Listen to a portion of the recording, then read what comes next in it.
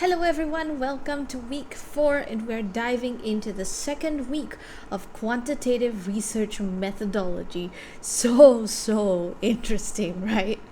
Well, it is something that's different. There's a lot of information to take in, a lot of concepts to understand.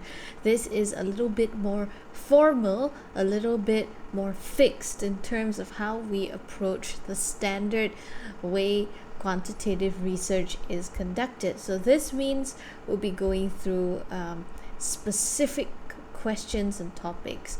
How this lecture will work is basically you'll watch a video, answer questions, and move on to the next page. And wrong, think of the quiz as more of part of the process of learning and thinking about the concepts rather than as something that you have to get right. And I'm not keeping score or anything, it's just for you to do in your own time and in your own way. Now, first of all, let's just cover an overview. Now, these 5 points here cover the what you will be researching and how you will go about researching it. So we start with the research problem.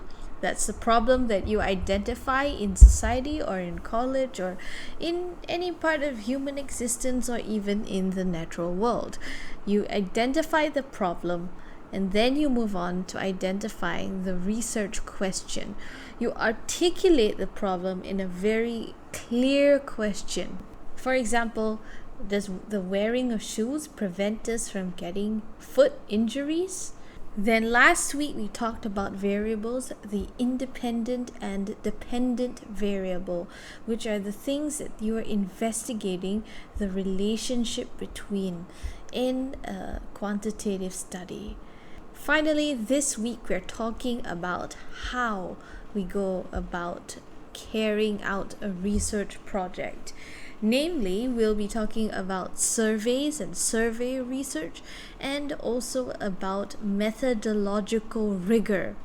This sounds really fancy, but if you think about a building, how strong is that building? Buildings in Japan are made so that when there's an earthquake, they can withstand the shaking of the earthquake. And so methodological rigor is something like the reliability and strength of a building or the safety of a car. It's how well it does what it's supposed to do, how well it carries out its intended purpose.